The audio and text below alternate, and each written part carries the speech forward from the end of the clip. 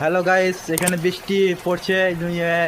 একটা শ্রাদ্ধ বাড়ির জন্য, অনুষ্ঠান বাড়ি যাওয়ার জন্য বাড়াচ্ছিলাম। তো এখানে বৃষ্টি লাগিয়ে দিয়েছে বলে এখানে সবাই দাদা ভাই এরা আমার 3 ভাই মিলে আটকে আটকে আছি। বৃষ্টি ছাড়লে আমরা যাব।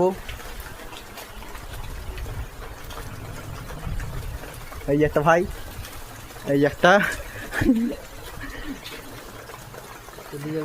হ্যালো গাইস, এটা আমি।